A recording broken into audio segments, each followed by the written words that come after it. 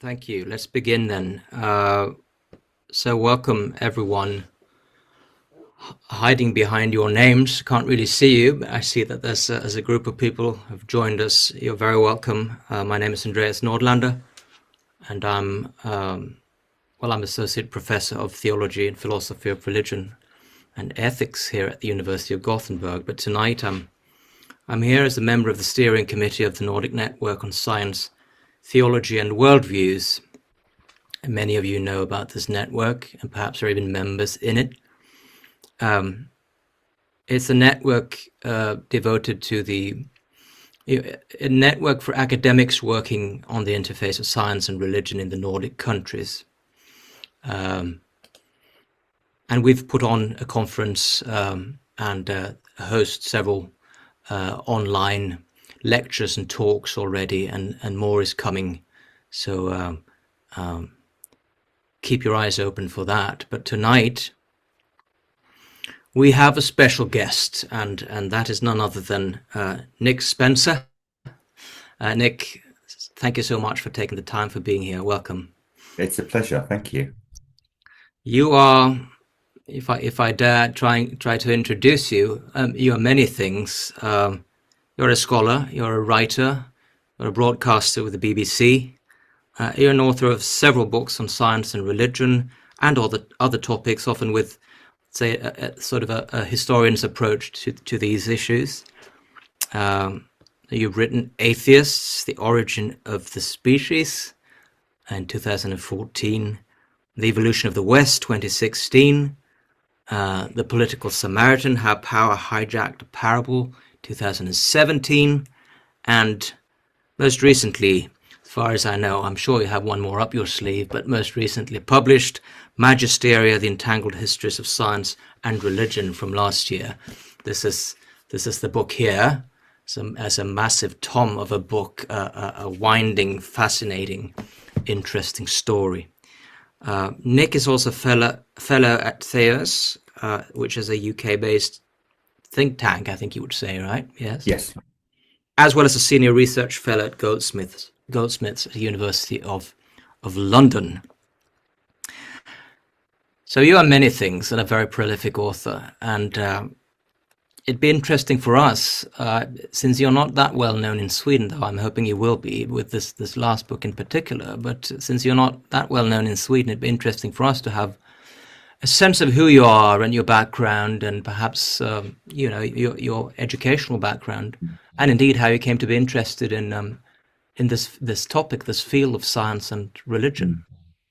Yes, happily. So it's a story without a great deal of planning in it. I have to say, my first degree was in English literature and modern history at Oxford University. After that, I went to go and work for research companies. So I worked as a quantitative and qualitative researcher doing social and commercial research, and then as a consultant. That was in the 1990s.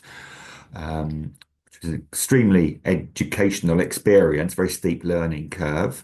But it didn't really get me out of bed in the mornings, if you see what I mean. It didn't, I Yeah. wasn't particularly invested in it. So in the early noughties, I went to work for two small Christian organizations, effectively researching and writing on faith in Britain. I've also, I mean, from the early days, I had a live kind of interest in intellectual history and also in the relationship between science and religion. I was part of the team that started up Theos, which is the think tank for which I work, about 20 or so years ago. And one of the early projects we did at Theos coincided with the big Darwin anniversary in 2009. That's 200 years since he was born and 150 years since the publication of The Origin of Species. Um, Reams and reams and reams and reams written about Darwinism and religious belief. Very little written about Darwin himself and his own religious journey. So I wrote a short book on that. And it was very interesting reading through Darwin's correspondence at the time and getting a kind of a detailed view on the way in which this figure, who was and in some ways still is, the kind of intellectual poster boy for new atheism, certainly, actually was never an atheist himself. He was an agnostic. In fact, he Mm. was agnostic about being agnostic. he never considered that his theory was incompatible with theism, although he very definitely did lose his Christian faith, such as it was in the late 1840s. It was an interesting story to tell, and it stayed with me. And the more I read around the issue, the more two things struck me. The first is that Darwin's story was a microcosm of the wider perceptions of science and religion. The wider perception is that, like Darwin, they two entities, for want of a better word, have been in conflict forever. Mm.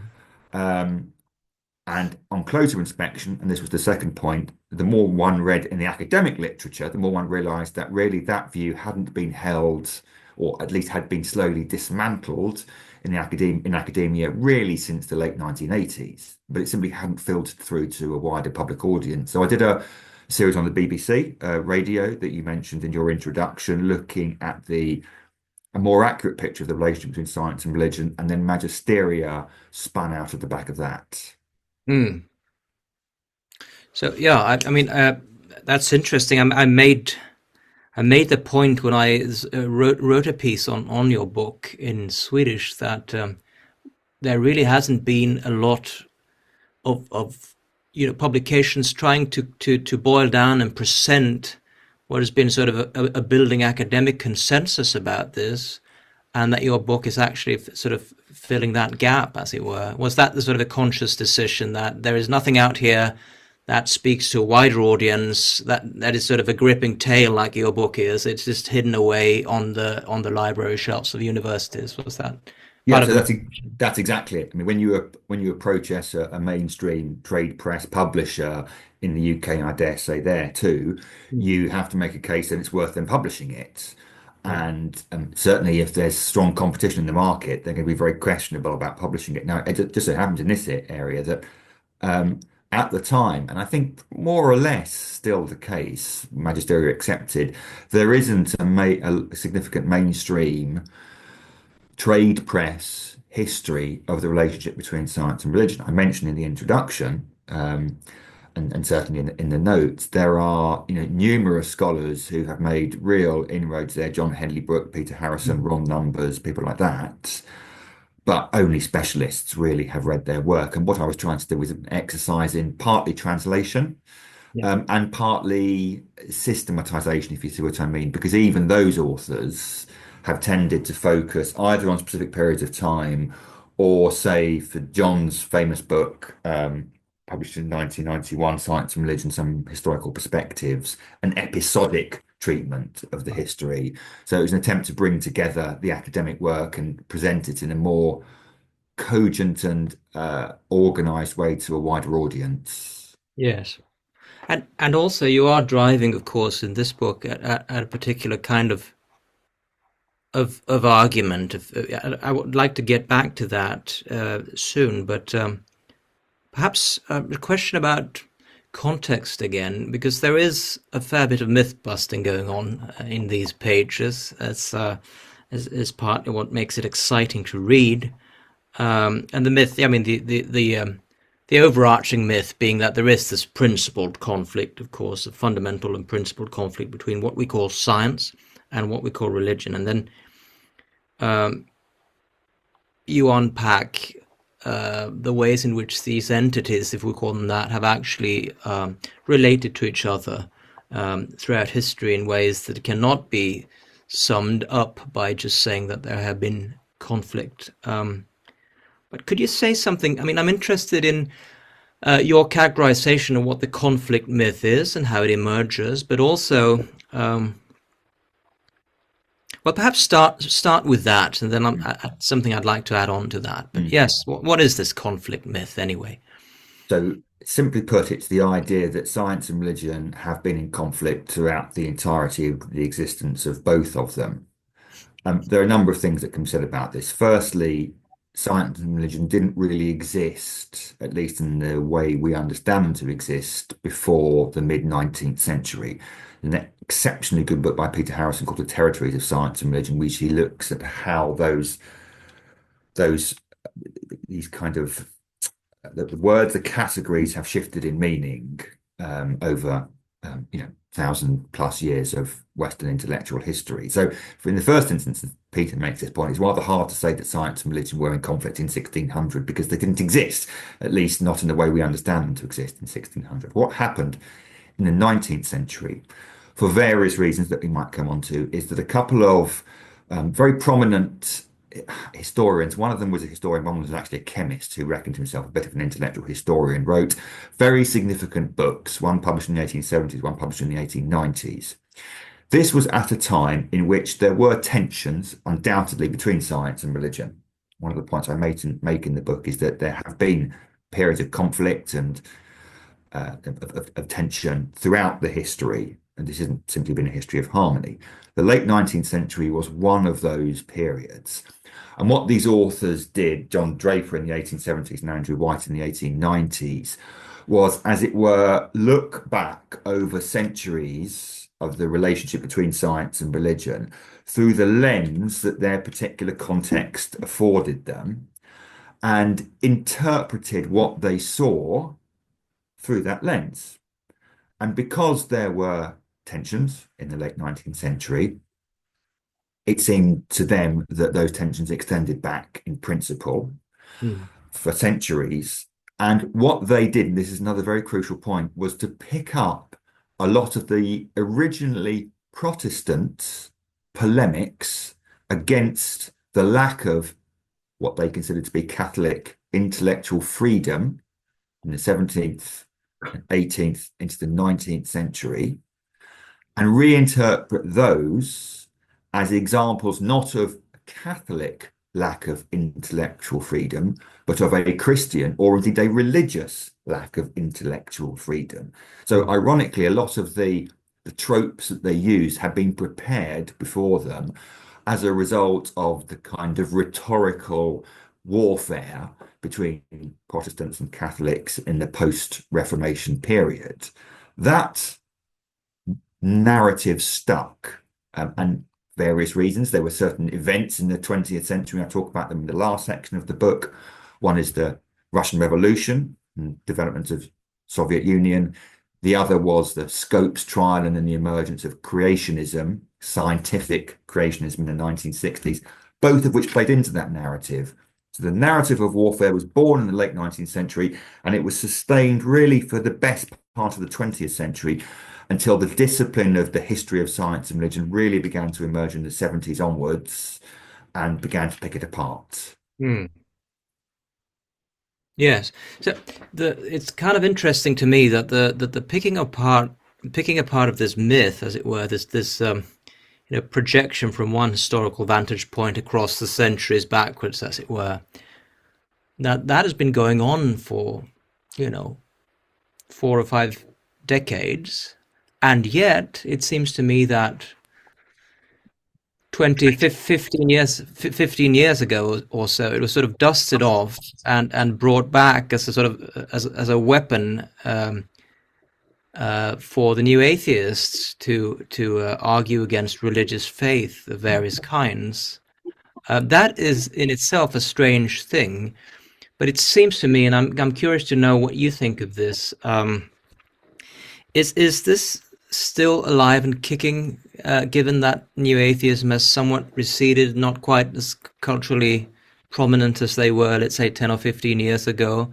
Is the as your experience of this, being out talking about this and writing about it, is the conflict myth still, alive and well, or has it in fact been superseded by a more historically informed position? I would say it's alive but not kicking, if I can put it that way. So back in the noughties, it was kicking and kicking hard. There's a little bit at the end of the book that talks about this. This itself is historians are already kind of beginning to analyze this peculiar period of intellectual history. It really had relatively little to do with science and an enormous amount to do with violent Islamic fundamentalism. I mean, there was the kind of the resurgence of what the incursion of intelligent design and the what were called the Dover Panda trial in 2005, which is about the teaching of intelligent design. And there were rumours of schools in the UK teaching creationism, and obviously there was a sense that under George Bush's Republican presidency, evangelicals, many of whom rejected evolution, were kind of prominent.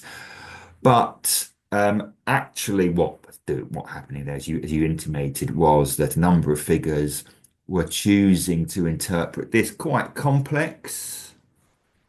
Right, I don't know what's happened there. This quite complex sociological relationship through the lens of science, Mm. and therefore science became, one of the main kind of participants in a quite straightforward conflict between the two.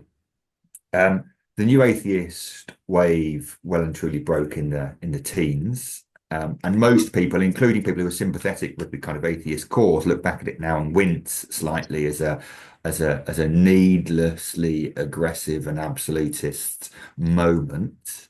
But that doesn't mean that the story that they had picked up and used for that cultural moment, which is the story of opposition, has gone away. The bottom line there is that warfare is a nice, simple, clear, striking metaphor. Mm. And one of the points I try to make in the book is that it would be very easy to replace that nice, easy, clear, striking metaphor with an equally nice, clear, striking metaphor. But the problem is that that wouldn't do justice to the historical complexities and entanglement of the relationship between the two. And in the absence of an equally nice, clear, striking metaphor, that the default position just gravitates slowly towards conflict, not least because it does serve a lot of people's interests. If you have a sort of intellectually progressive agenda underneath whatever you're putting forward, the idea that there are two forces in the world. One is progressive, it's scientific, it's rational, it looks forward. The other is religious, reactionary, conservative. It's very useful. So it's extremely difficult to shift that metaphor. The best you could do, I think, is to try and complicate it. Mm. Exactly. Now it's interesting specifically from a Swedish point of view, because we've had in the Swedish cultural context, certainly over the last, well, ever since the 1950s, I guess, a very strong sort of polarization between faith and scientific knowledge, or faith and knowledge. Things that were inspired by, I guess, very much by analytic philosophy and all the way back to Bertrand Russell and whatnot. But in Sweden, it never really went away. And so it's been sort of percolating underneath this. A lot of people, even when I did my undergraduate degree in philosophy at Lund, which is, 25 years ago, this is what we were told, right? This was the sort of the story. Mm. So it's interesting to look at it now from a more sort of internationally informed, to see what's going on, and how this way of arguing sort of reached a sort of a high point and has now subsided somewhat. From the Swedish point of view, as I think I've indicated to you, is just yeah, the need for such a complexity is just enormous, given this weight of this understanding going on for more than half a century. Mm. So that's very welcome. Let me before we come to sort of the entanglement and how that has played itself out in various ways, I wonder if I could ask about you did mention the opposite of a myth of conflict would be a sort of a myth of harmony, right? Mm. Concordism and so on. Mm. And I mean, from one point of view, you might want to say, what's wrong with harmony? Everyone wants harmony. That's a good thing, right? But you make the point that there can be too much harmony between science and religion. You speak in one chapter of the perils of perfect harmony. Mm. So what would be an example of that, and why is that problematic in itself? So I guess it depends what price the peace deal is bought at, if I can put it that way. I mean, obviously, it would be silly to have a priori objection to harmonious relationships. in any between any disciplines. Although I would say, as a footnote to this, that disharmony is actually no bad thing. It's worth noting that by far and away the biggest what's the word I'm looking for here? The biggest kind of objector, the biggest challenger, the biggest disruptor to science over the centuries has been science. Indeed, arguably, science is successful because it is so disharmonious, because Right. it doesn't rest with answers, but it's always kind of challenging itself, or at least it is in theory. That's a whole other question. So I don't have a kind of an intrinsic nervousness around the principle of harmony. However, that particular chapter you refer to looks at, roughly speaking, the end of the 17th century into the middle end of the 18th century. It's a period of time in which science, or as it was really known then, experimental natural philosophy, is getting underway, particularly in England at the late years of the 17th century. This is a eagerly baptized new intellectual discipline. It is argued that the scriptures command us to look on God's works and to understand God through his works. And therefore, the active study of God's works is, in fact, a form of worship itself. One of the characters I quote says that remarkably, for an English Protestant, you can do science, natural philosophy, on a Sabbath, which is a very, very unusual thing to say. Another one posits that this is the kind of activity we will be engaged in heaven, which might fill some people with absolute terror. But it's important to emphasize this because it was a very strange activity at the time. Jonathan Swift satirizes it brilliantly in the second book, I think it was the third book of Gulliver's Travels. So there is a real investment, a theological investment and justification for experimental natural philosophy, all to the good. It helps protect, as it were, this nascent discipline.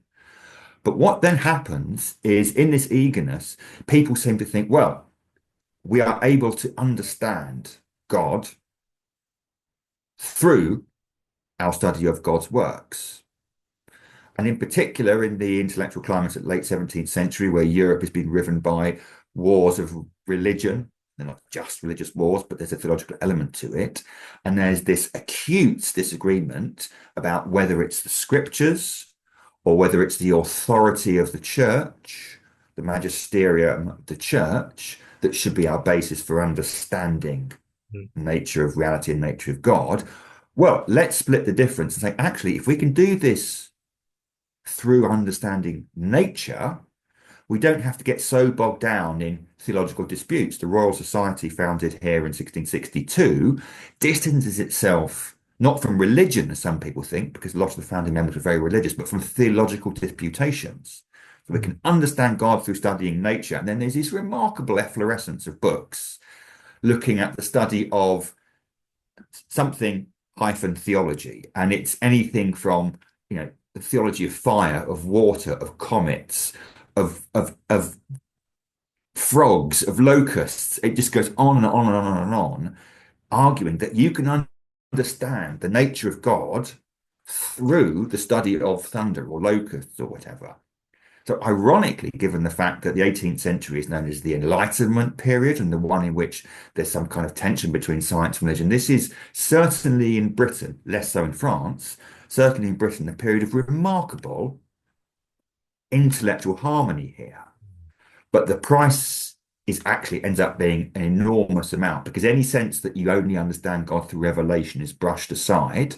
Natural theology or physico-theology becomes predominant.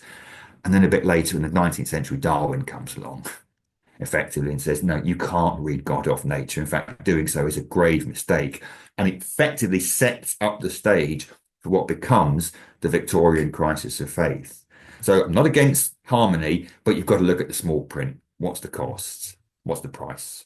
So there's a long history of physico-theology and natural theology that reaches up, let's say, to Darwin, and then sort of is in steep decline, of course, after Darwin, sort of putting the last nail in the coffin after after William Paley, let's say. But Mm. it's also, I mean, it's problematic in many ways, but also a good example of how science and religion, I guess, have been entangled and had the also in a positive sense, in the sense that without the entanglement with theology in this sense, perhaps there wouldn't have been what we could call, a scientific revolution, Yeah, whatever we want to, if we want to call it revolution. I mean, it just was so helped by this working in tandem with theology that that might be one of the reasons explaining why we have Western modern science yes. at all, right? So I guess that's part of the It is absolutely entanglement. part of entanglement. So, two very quick examples. The practice of science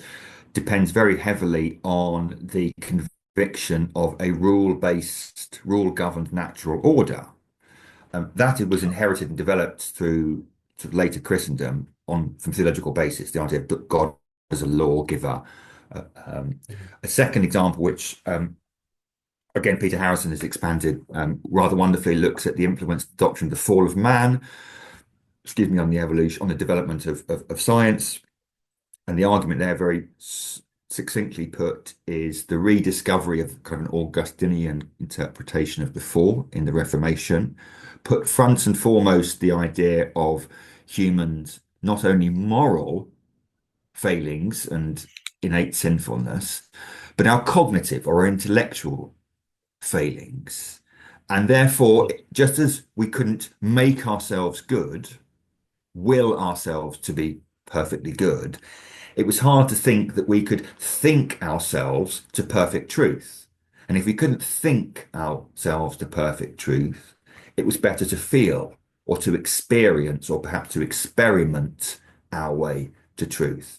And the word experiment was drawn really from a theological context. A lot of people talked about experimental prayer in the 17th century and increasingly appropriated by natural philosophy, so that it became experimental natural philosophy.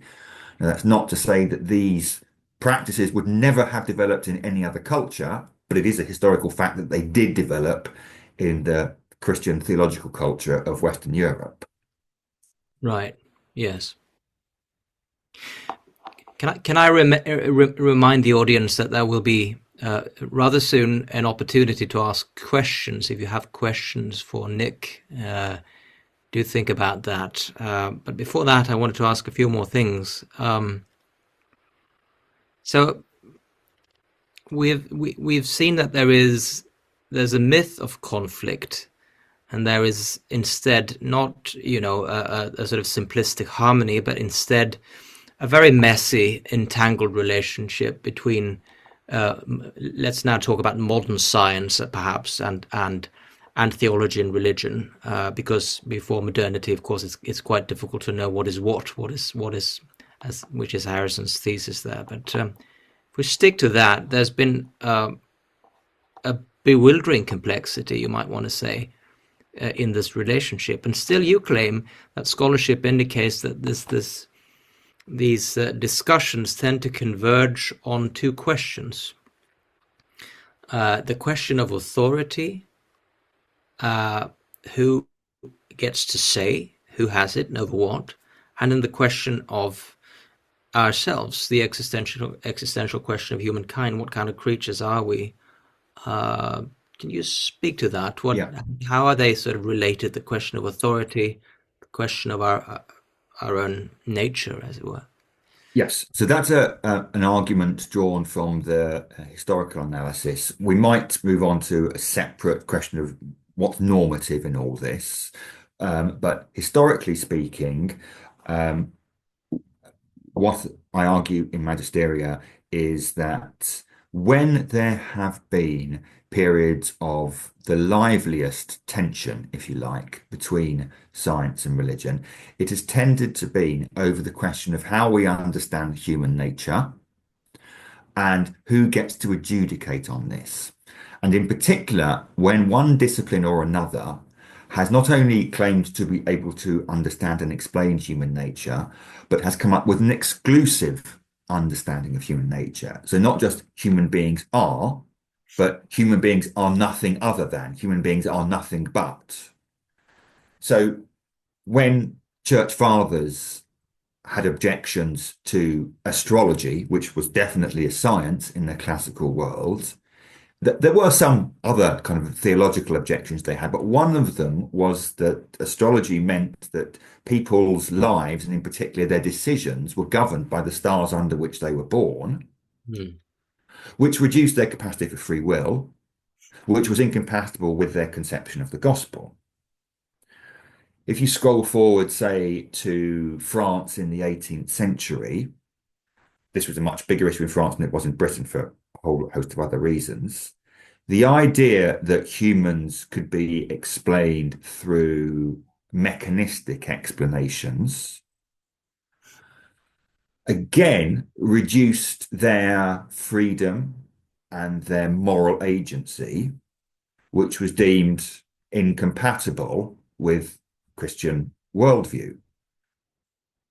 Post-Darwin in the 19th century, a similar argument is made. That there's another argument which founds around the dignity of human beings and how many people think, I would argue quite erroneously now, that humans evolved from other primates, impinged on their dignity, and that was incompatible with the human dignity of the gospel.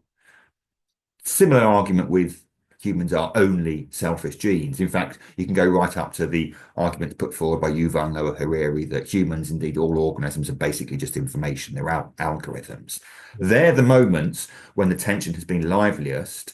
And predictably, if they're disagreeing over, well, what is a human being? The question then becomes, well, who has the right to adjudicate? And so actually one of the other reasons why the 19th century was a period of tension was because it was also the period of the professionalization of science, whereby the clerical naturalists who had governed the scientific enterprise in the early part of the 19th century were slowly replaced by professional scientists. The word is coined in English in the 1830s, who belong to professional scientific bodies who are doing science irrespective of clerical structures. And so when those two things come together, that's when there's most tension, historically speaking. Right. Yes, it's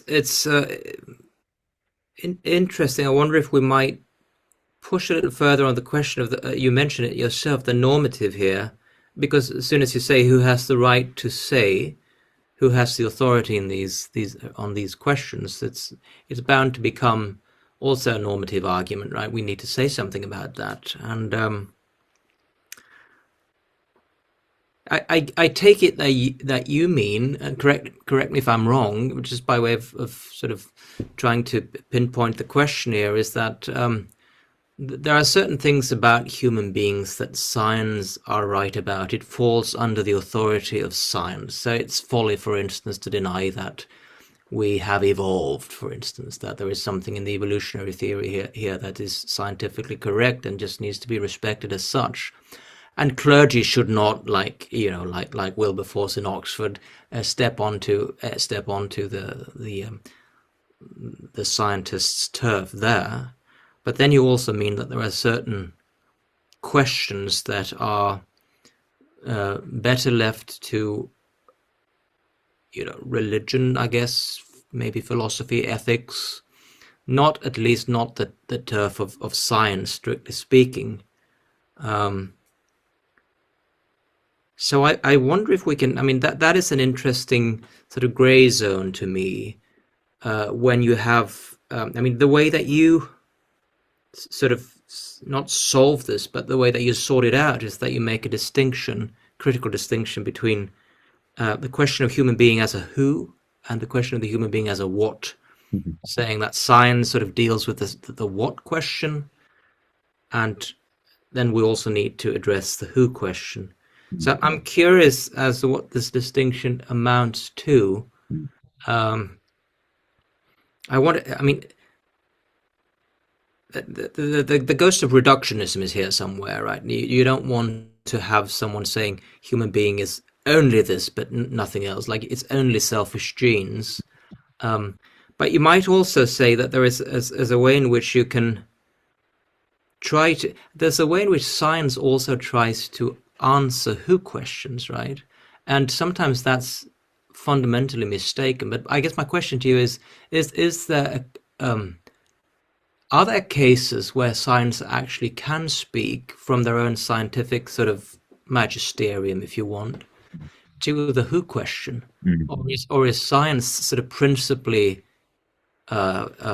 denied access to that sphere? I'm thinking of something like sort of evolutionary psychology or something like that, which has been so misused, certainly in its older forms in sociobiology. But you might also claim that it is, in some versions of it, actually can throw light on the human being, not only in our sort of animal capacities, but in fact also when it comes to perhaps such things as reason and morals and so on. So I wonder if you think there is, I mean, what do we do in that at that interface between the what question, the who question, and so on? Yeah, so it's a really good question. I'll try and be as succinct as I can because there were so many thoughts that were spinning out from what you were saying. The what and who is effectively a heuristic device Yeah. to try and point to the idea that there are different ways that we engage. I can perfectly talk about you as a what, but I think you might feel a bit cheated if I did. It's partly because the who is part of a personalistic conception of the human that science tends to have not much to say about. But here's the critical thing, I think, in what you said. You use the very interesting phrase in your question, science strictly speaking. Hmm. Well, what does strictly speaking mean there? You mentioned your introduction, other stuff that I've written. I've got a book coming out with OUP, Oxford University Press, early next year, entitled "The Landscapes of Science and Religion: What exactly are we disagreeing about?" So it tries to engage with this question a bit more normatively. Mm. And to answer that question, what exactly we're disagreeing about, the first thing you have to do is have some idea of what science is and what religion is. And the more you look at those terms, the more you realize that it's actually extremely complex, and you have to have certain theories of language and so on and so forth to get you anywhere there. Now, I'll park those for the time being, except in as far as to say that there are a huge range of enterprises that can legitimately be called scientific. Now, they won't tick all the boxes of science that physics might. Physics being the archetypal science that allows, measurement and analysis and replication and verification and falsification, so on and so forth. Just because a particular discipline doesn't tick all of those boxes doesn't mean you can't call it science. Doesn't mean if it's not, if you can't replicate something, replication is very important in science, but doesn't mean if you have a discipline such as anthropology, Hmm. where you can't replicate what you're doing quite so easily, if at all, doesn't mean it's not scientific. Right. In a similar way, science is ideally predictive, but there are a whole host of sciences that for whom prediction is much harder. Evolutionary biology would be another, perhaps not impossible, but harder. So then the question is that there are actually lots of different sciences which allow us to engage with the world and indeed with us at different levels.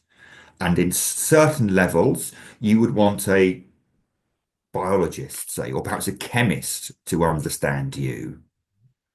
But at other levels, you might want an anthropologist or a sociologist to understand you. And some brave souls in our research, and perhaps even here, might even say, well, theology used to be a science. It has a certain method to it. Yes. It has certain intellectual, rational principles, in the same way as the study of texts can legitimately be called a science, or aesthetics might even be called a science. That might be an appropriate tool, appropriate scientific discipline with which to understand a particular level at which human beings exist.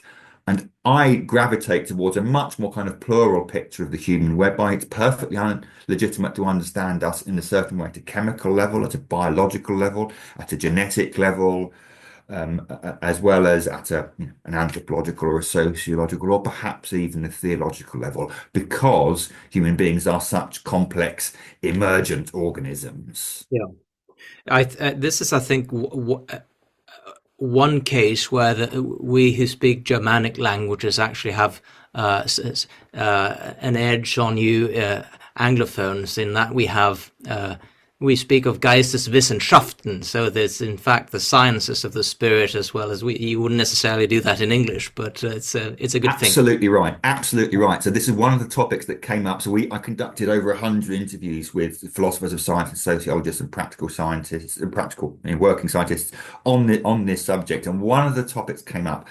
I do not know the answer to this. You or other people on the call might have a much better idea whether this is such an issue in non-Anglophone contexts, whether I have been drawn into this because the language has steered me in a certain way, or whether a more generous understanding of Wissenschaft might obviate some of the tensions that I, as an English speaker, tend to experience here.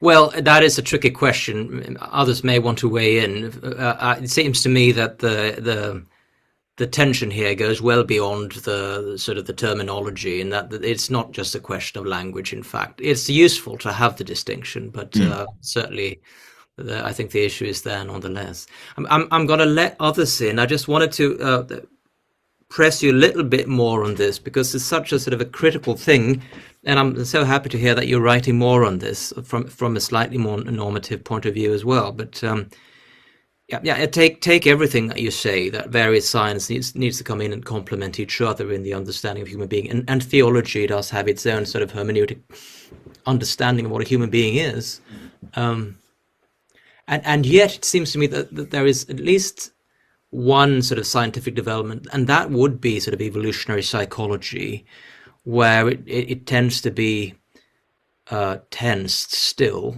maybe simply because it's trying to causally explain something that other disciplines would want to understand in entirely different ways, in sometimes in a reductive way. I'm not. I mean, so theology would in fact be critical of that, obviously, but sociology would as well, right? And much scholarship in the humanities and the arts. So I'm curious if you have an example of or can point to some work in evolutionary psychology that would be sort of generative for theologians or philosophers or scholars in the humanities. I'd like to do that, but much of it is not very open to that. But I'm sure there are. Yes, I think there is. Let me give you a couple of examples, one bad, as it were, and one good. I was very struck by the way in which among some of the interviewees we spoke to as part of this subsequent projects, a number of them who were well versed in the ways of evolutionary psychology really put the boot in and were highly critical of it. Now, like you, I'm not as antagonistic as all that, but the point they made was that there was a very clear land grab going on, and in the same manner, we have a kind of saying in English that, if you're a hammer, every problem looks like a nail. There was a sense of, if you're an evolutionary psychologist, every human trait looks like it can be traced back to the Pleistocene, and that's enough. And really, some of the examples they gave are very weak. Overclaim is really problematic there. But the other side of the spectrum, which is actually getting quite common in the social sciences, which is everything culture, nothing nature, I think is no more persuasive, because the idea that evolution can, physically sculpt my form over millions of years, but completely leave what's inside my head unsculpted seems to be nonsensical. I think there is a happy medium to strike here. I've recently interviewed Harvey Whitehouse, who is Professor of Social Anthropology at Oxford, about the book he's just written called Inheritance: The Evolutionary Origins of the Modern Mind. I wrote in my review that any book that purports to give the evolutionary origins of anything modern makes me nervous because of this overclaim. He is much more much more reserved and humble in his claims, and he puts forward three what he calls building blocks that he has recognized through his work in social anthropology, but is also supported by studies in evolutionary psychology. One of those, interestingly, particularly seeing as he's not in any way, shape, or form a religious person, is innate human religiosity. And he cites some examples there, not only of that through evolutionary studies, which we know very well, but through some evolutionary psychology arguments, Justin Barrett, I guess, being probably the most prominent, Yeah. pointing out that this is bred in the bone. Now, I think this is conducive to a theological analysis, a theological approach to the human. Going back to the perils of perfect harmony, it's not something that theologians should entirely base their arguments on. We need to learn that from history. But I think there is a profitable dialogue to be had there between the kind of intrinsic different dimensions of religiosity that social anthropology and evolutionary psychology identify, and the theological approach to the human. Wonderful. Well, agreed.